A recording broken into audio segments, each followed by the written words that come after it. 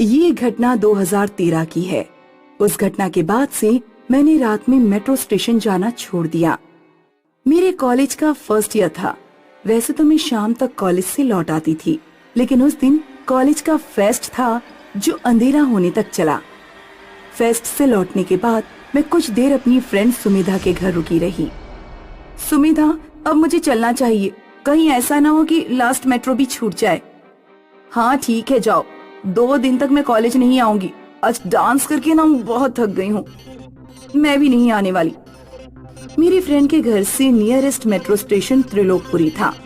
ये underground metro station pink line पर है और उस टाइम ये नया नया ही शुरू हुआ था।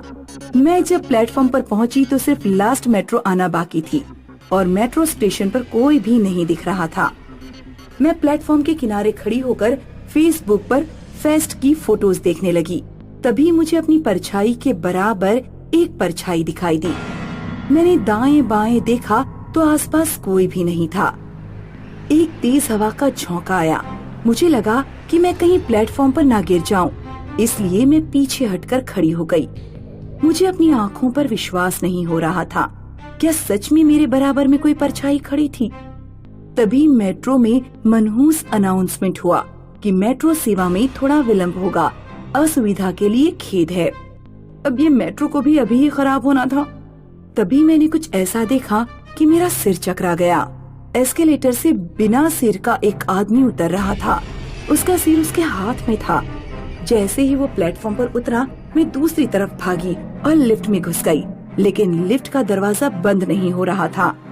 अचानक वो बिना सिर का आदमी लिफ्ट के सामने कुछ दूरी पर खड़ा हो गया।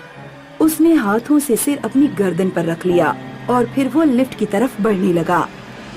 हेल्प मी, कोई है यहाँ पर? Help me please. इससे पहले कि वो आदमी लिफ्ट के अंदर आ पाता, थैंक गॉड कि लिफ्ट बंद हो गई।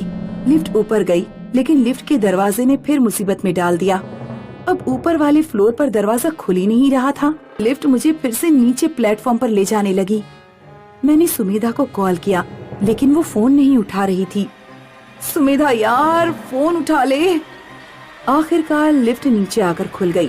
सामने वो आदमी नहीं था। मैंने दाएं बाएं देखा, वो कहीं नहीं था। मेट्रो में फिर अनाउंसमेंट हुआ कि मेट्रो 5 मिनट में आने वाली है। मैं डरते डरते लिफ्ट से बाहर निकली। जिंदगी में पहले कभी मेरे साथ ऐसा कुछ भी नहीं हुआ था। मेरी पूरी बॉडी पसीने से भीग रही थी। दूसरी तरफ के प्लेटफॉर्म पर मुझे एक सफाई वाला झाड़ू लगाते हुए दिखा। तब मेरी कुछ हिम्मत बंधी।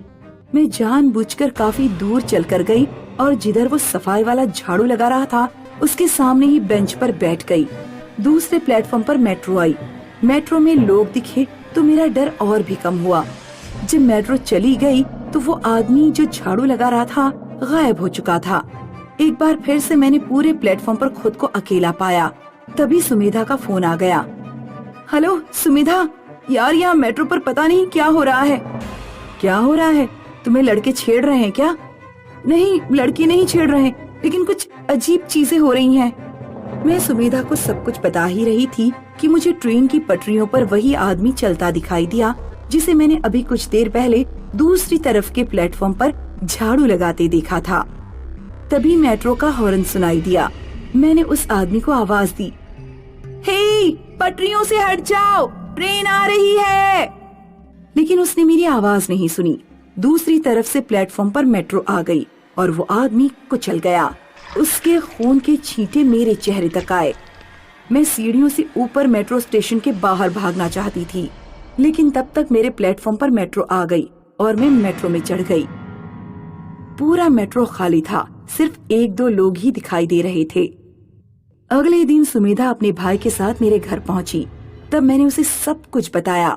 हालांकि सुमिधा को मेरी बातों पर विश्वास नहीं हो रहा था। मैं समझ गया दीपिका, तुम्हारे साथ क्या हुआ है। जब त्रिलोकपुरी के मेट्रो स्टेशन पर काम चल रहा था तो वहाँ एक हादसा हुआ था जिसमें एक सफाई कर्मचारी मारा गया था। हालांकि बात मीडिया तक नहीं पहुंची थी क्योंकि इससे मेट्रो स्टाफ की बदनामी होती है। शायद तुम्हें उसी सफाई कर्मचारी की आत्मा दिखाई दी है। वो आत्मा कई और लोगों को भी दिखाई दे चुकी है। मेरे दोस्त के साथ भी ऐसा ही कुछ हुआ था जैसा तुम बता रही हो। उस दिन के बाद से मैंने कान पकड़ लिए हैं। अब कभी भी लेट नाइट किसी मेट्रो स्टेशन पर नहीं जाऊंगी।